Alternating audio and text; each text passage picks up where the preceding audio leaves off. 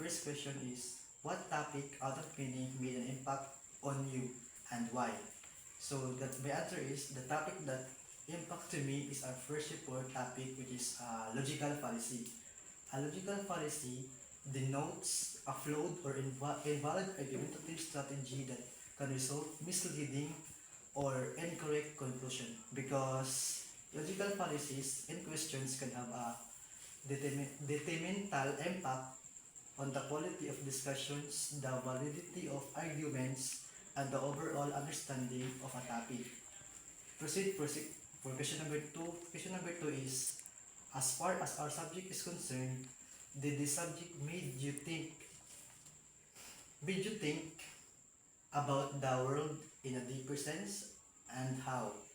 So the subject has a deeper sense about the world by exploring ethical principles and contradicting I have gained a deeper understanding of the interwebedness of our actions and their impact on individuals, communities, and the world at large.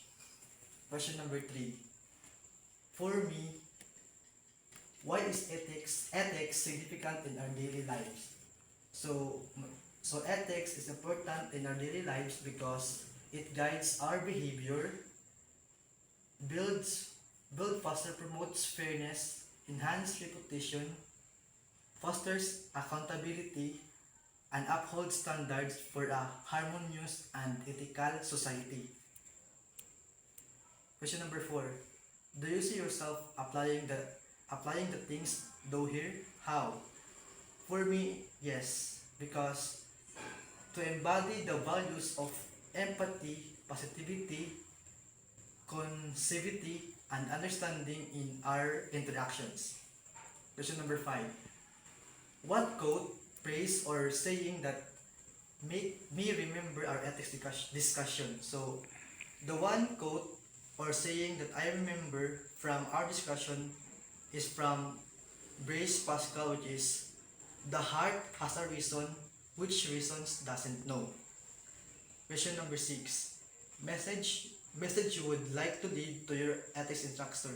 So for Sir Marco, thank you for everything. Thank you for sharing your knowledge to us, and salamat kayo sa kanang pagtudlo sa kanang walay hunong nga pagtudlo sa di ko nang bahunong nga pagtudlo sa amo di ko minimo to lungan if dili mo kabaloan na. So thank you kayo, sir.